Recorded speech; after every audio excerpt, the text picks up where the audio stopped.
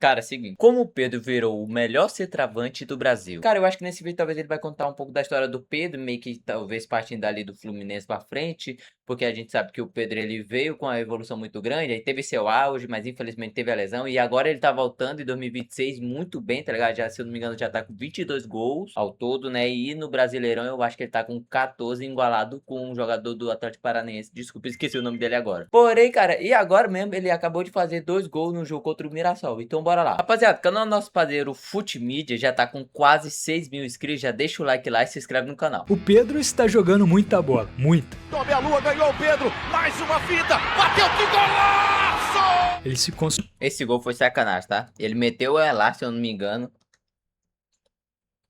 Golaço, cara. consolida cada vez mais como um ídolo do clube, ainda mais quando você lembra de tudo que esse cara já passou. Ele foi reserva do Gabigol, pensou em deixar o Flamengo, virou rei da América, foi para uma Copa do Mundo, sofreu uma agressão no vestiário e rompeu o ligamento do joelho. Depois voltou, teve novas lesões, entrou em conflito Ah, mas quem nunca, né? Quem nunca brigou em vestiário?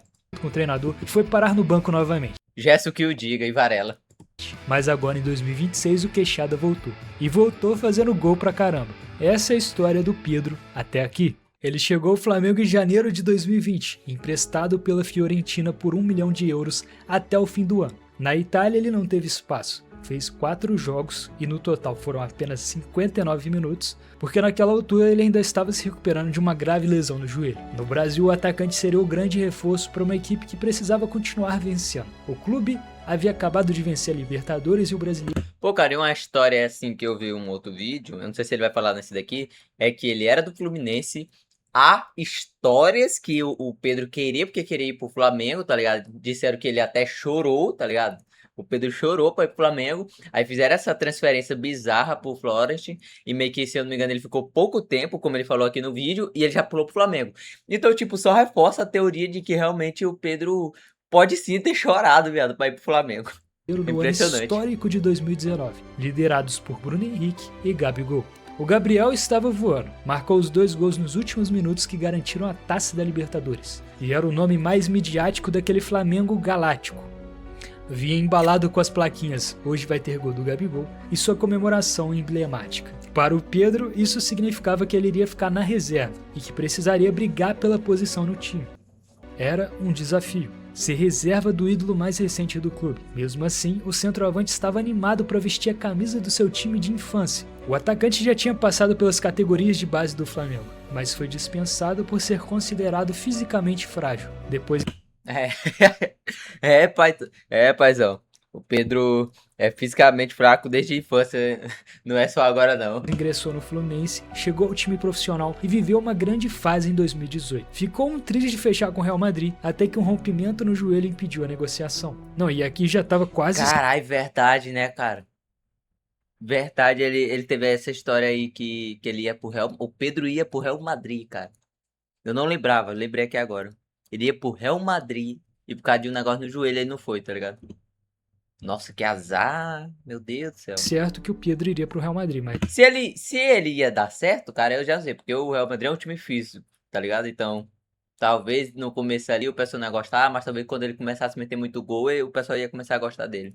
infelizmente ele não conseguiu. Mas agora ele estava de volta ao Flamengo. E o ano começou da melhor maneira. Marcou seu primeiro gol contra o Resende e depois na conquista da Recopa Sul-Americana. No ano de 2020 conquistou seu primeiro título brasileiro. Naquele campeonato estranho que o Flamengo conquistou a liderança apenas na penúltima rodada vencendo o Internacional. E foi aquele jogo que o empresário gaúcho pagou R$1 milhão pro Rodinei. Nossa, eu nunca esqueci, eu vi a notícia. Rodinei vai jogar, empresário pagou 1 milhão. Rodinei foi lá e deu uma entrada, se não me engano, foi no... Quem foi, cara? Agora eu não sei se foi no Everton Ribeiro ou se foi no Bruno Henrique. Ele deu a entrada em alguém e acabou. O cara pagou 1 milhão por nada. Jogar, e ele conseguiu a proeza de ser expulso. Nessa temporada, o camisa 21, na época, marcou 23 gols em 54 jogos. Lembrando que ele não era titular. Para termos ideia, o Pedro precisava de 90 minutos para marcar um gol. O Gabigol precisava de 130. Ainda assim, o Lil Gabi ocupava um lugar na memória afetiva do torcedor difícil de tirar, que depois ele conseguiu a proeza de acabar com tudo também. Mas enfim, diante disso, o Queixada sempre foi humilde e aceitava a posição de reserva de luxo. Foi nesse ano que ele foi convocado pela primeira vez por Tite para a seleção brasileira. o rubro-negro não perdeu tempo e exerceu a opção de compra por 14 milhões de euros. Até então, era a compra mais cara da história do futebol brasileiro em valor nominal, ou seja, sem considerar a inflação ou o bônus de metas alcançadas. Se a gente considerar só o valor, o número, 14 milhões de euros, foi a compra mais cara da história até então. E aí isso faz a gente refletir que o futebol inflacionou muito em apenas 6 anos. Hoje o Flamengo está negociando o Almada e o Luiz Henrique por 30 milhões de euros, contratou o Paquetá por 40, então realmente o futebol inflacionou. Não, Bruno Guimarães, o Arsenal, 88 milhões de euros. 88 milhões de euros. Sabe quem valia de 80 milhões de euros a 90, mais ou menos? Cristiano Ronaldo. Do Real Madrid. 3 Champions seguidas. 4, no caso. Só que uma pegou ali o Barcelona no meio. 4 Champions. 90 milhões. Bruno Guimarães. 88 milhões. O futebol inflacionou legal, cara. Funcionou muito. Esse primeiro ano perfeito foi seguido pelo pior desempenho dele com a camisa rubro-negra. Em 2021, marcou apenas 18 gols em 46 jogos. Continuava sendo reserva e cada vez mais a imprensa pressionava os técnicos que passaram para encaixar o Pedro e Gabigol juntos. Por que deixar tanto talento no banco? Não era melhor encontrar maneiras dos dois jogarem juntos? Além disso, o Queixada ficava cada vez mais insatisfeito. Ele sabia do seu talento. Outros clubes começaram a abrir o olho. Em outro lugar, ele talvez estaria deslanchando e sendo tratado a pão de ló. No final do ano, teve uma lesão no joelho direito. Se recuperou a tempo da grande decisão na Libertadores contra o Palmeiras, mas ainda não estava 100%, então não entrou. Os resultados da temporada foram 2 amargos vices, no Brasileiro e Libertadores. Perto dos 2 anos no rubro-negro, chegou a marca de 100 jogos disputados, sendo titular em menos da metade deles. Era difícil conciliar Gabigol e Pedro na equipe titular. Passaram impressionantes 5 técnicos entre o início de 2020 e o fim de 2021, e nenhum deles conseguiu adaptar os dois. Ficou conhecida a história do choro de Maria Cristina, a mãe do atacante, pela falta de oportunidades do então camisa 21. O Queixada se sentia desmotivado. Enquanto isso, a Copa do Mundo se aproximava. E é claro, qualquer jogador sonha em jogar uma Copa. Foi nesse contexto que Palmeiras e Botafogo tentavam de todas as formas possíveis seduzir o atacante com propostas milionárias, protagonismo e, é claro, minutos em campo para brigar pela vaga na seleção brasileira. Até que a chegada de um novo comandante mudou tudo. Dorival Júnior foi contratado e já tinha em mente a ideia de colocar Pedro e Gabriel para jogarem juntos, assim como tinha feito com Ricardo Oliveira e o próprio Gabigol em 2015 no Santos. O Queixada virou o homem de referência, enquanto Gabriel Barbosa assumiu a posição de um segundo atacante, recuando e fazendo o papel de armador em muitos momentos. A dupla que muitos acreditavam ser impossível de jogarem juntos virou o terror das defesas na América do Sul. Frieza na cara do gol, finalização de todas as formas, de voleio, de esquerda, de direita, bicicleta. Ao todo foram 29 gols e 7 assistências, além das conquistas da Copa do Brasil e da Libertadores. Caindo de vez nas graças da torcida e coroado Rei da América em 2022. O ano espetacular garantiu a vaga para a Copa do Mundo, que foi realizada no final do ano. Ele participou de 2 jogos e converteu a cobrança de pênalti contra a Croácia. O resultado final todo mundo sabe qual foi, nem vou lembrar aqui. E aí veio Lembrar pra quê, né? 2023 com Vitor Pereira. Não, sai. Pula. Vocês querem que eu pule o vídeo? Sai, pelo amor de Deus. E apesar desse nome que não traz boas memórias ao torcedor flamenguista, o Pedro foi titular absoluto e deslanchou. Foram 15 gols Na época que o Gabigol já tava com a 10, né? Tava, cara? Eu acho que já tava. e 3 assistências nos primeiros 15 jogos. Marcou 2 na derrota por 4-3 contra o Palmeiras e foi uma partida perfeita dele. Tá, eu acho que ele já Apesar tava com a da 10, derrota. ele já tava com a A 9. expectativa do novo camisa 9 era enorme. O então rei da Esse gol é sacanagem, tá? De calcanhar. América estava em uma crescente absurda, até um argentino acabar com os planos do centroavante. Sampaoli assumiu o comando da equipe Sai também, sai. e deixou o artilheiro de escanteio de novo. E aí veio algo pior. Pedro foi agredido pelo preparador físico Pablo Fernandes. E aqui a gente vê o quanto ele era resiliente. Enfrentou o banco por O cara falou assim, não, você não vai jogar não, eu ainda vou lhe meter ele a porrada. alguns anos, se provou o melhor atacante do Brasil, virou reserva, chegou a enfrentar agressão física. Isso prova o quanto o amor dele pelo Flamengo falou mais alto do que a razão. Passou por tudo isso e continuava mantendo a humildade e respeito pelo mais querido. Em qualquer outro clube do Brasil ele seria o dono do time fácil. No rubro-negro, ele não se contentava com o banco, é claro, mas tolerava a posição mais discreta. É claro, A agressão foi uma covardia. O preparador foi demitido e o centroavante recebeu diversas mensagens de apoio na ocasião. O Pablo revelou que o atacante se recusou a aquecer contra o Atlético Mineiro. Porém, nada se justifica uma agressão. O ambiente no Ninho naquele ano foi um dos mais dramáticos. O clube de regatas perdeu todos os títulos disputados. Uma das piores temporadas da história rubro-negra. E Nossa senhora, não ganhamos nada nesse ano. foi ainda pior se considerar Ganhamos Carioca? Eu não sei agora, eu não lembro. É porque Carioca é foda, né? Carioca é tanto faz quanto tanto fez pra nós. que o elenco da equipe era talvez o melhor ou estava entre os melhores da América. Mesmo assim, não venceram nem o Carioca. E se 2023 já tinha sido complicado para o Pedro, o ano seguinte começaria de uma maneira completamente diferente. Ele finalmente era o homem do ataque rubro-negro, e foi aí Pô, cara, eu acho. Desculpa estar pausando, tá? Eu acho essa camisa linda, cara, do Flamengo. Principalmente com esse manguito assim, preto. Eu achava lindo. que o Queixada Acho, no mostrou caso. do Eu que era tenho capaz. até hoje. O 2024 foi o melhor momento de toda a sua carreira. O centroavante começou a temporada voando, e jogo após jogo parecia que a bola procurava ele dentro da área. De cabeça, de direita, de esquerda, de primeira, de peito. Pedro fazia gol de tudo quanto é jeito, e não era apenas uma boa fase. Era a confirmação de que aquele garoto que durante anos precisou aceitar o banco pro Gabigol se transformou em um dos melhores centroavantes do futebol brasileiro. Foram 30 gols e 8 assistências em 43 partidas oficiais, 38 participações diretas em gols, a melhor média de gols de sua carreira até então. E mesmo tendo ficado de fora dos últimos meses da temporada, Pedro terminou 2024 como artilheiro do Flamengo e vice-artilheiro do futebol brasileiro, só atrás do Yuri Alberto. Só que o futebol, às vezes, é uma caixinha de surpresas, justamente quando ele parecia ter final. Detalhe. O Yuri Alberto veio passar do Pedro, se eu não me engano, nos últimos jogos.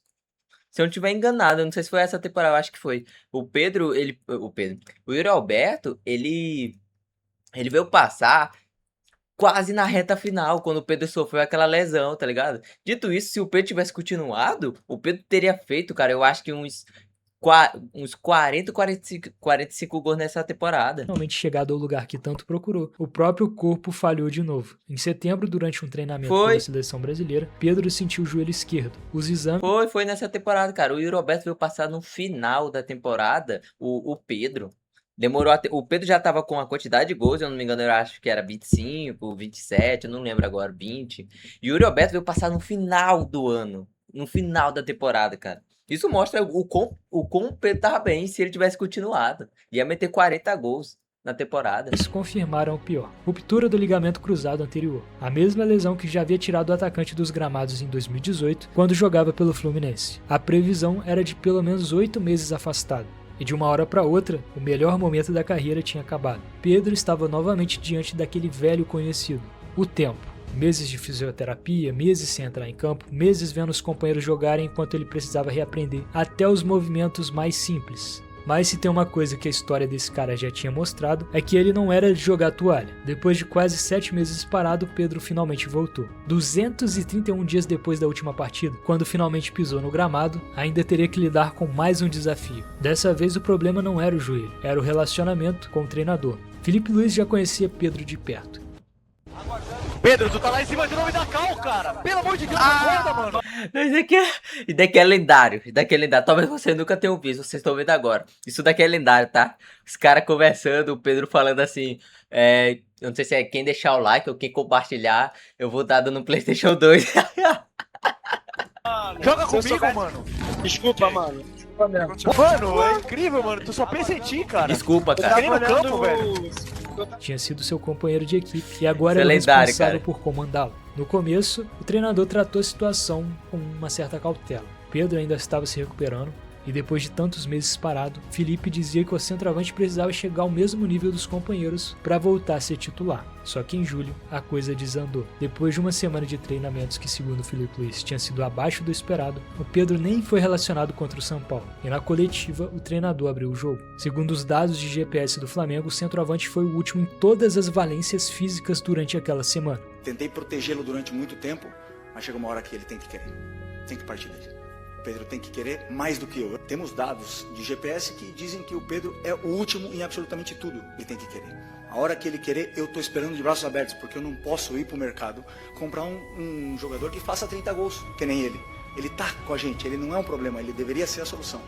Aquilo caiu como uma bomba, porque uma cobrança pública de um treinador só acontece quando a situação está indo ao limite. Na época, o Felipe Luiz foi duramente criticado por expor essa situação à imprensa. Pedro não ficou calado. O atacante reconheceu que seu rendimento nos treinamentos tinha ficado abaixo do que deveria, mas também revelou que estava incomodado com a forma como o clube o tratava. Pouco antes da crise, teve prints. É isso que eu ia falar. Desculpa aí pelo avião, rapaziada. É isso que eu ia falar, que teve até os vazamentos de uma conversa que o Pedro seria vendido por 12 milhões, tá ligado? Ele ficou ofendido porque, além pelo fato que ele não queria sair do Flamengo, estavam vendendo ele, tipo, muito barato. 12 milhões é muito barato, assim, pro Flamengo.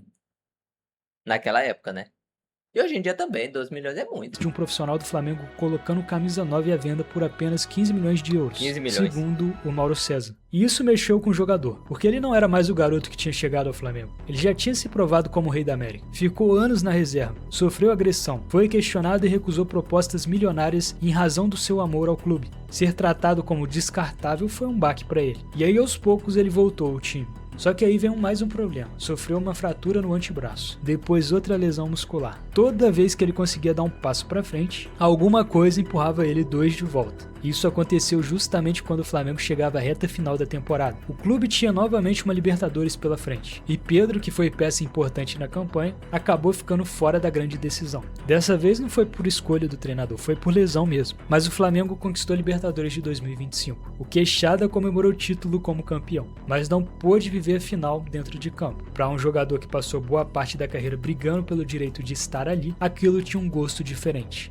2026 começou mais uma vez com o centroavante precisando provar que ainda era capaz de ser aquele jogador, mas dessa vez a história não começou com gols, começou novamente com o banco. O atacante ainda carregava as consequências de um 2025 turbulento. Nos primeiros meses do ano continuou enfrentando problemas dentro do Flamengo, e sendo bem sincero, em alguns momentos a impressão era de que o Pedro também fazia corpo mole quando tinha oportunidade. A relação com o Felipe Luiz já não era uma das melhores. Enquanto o Flamengo seguia seu caminho, o camisa 9 parecia cada vez mais distante daquele jogador que 4 anos antes tinha sido coroado rei da América. Até que o Felipe Luiz deixou o comando. E a chegada de Leonardo Jardim mudou Agora chegamos em 2025. Bora ver.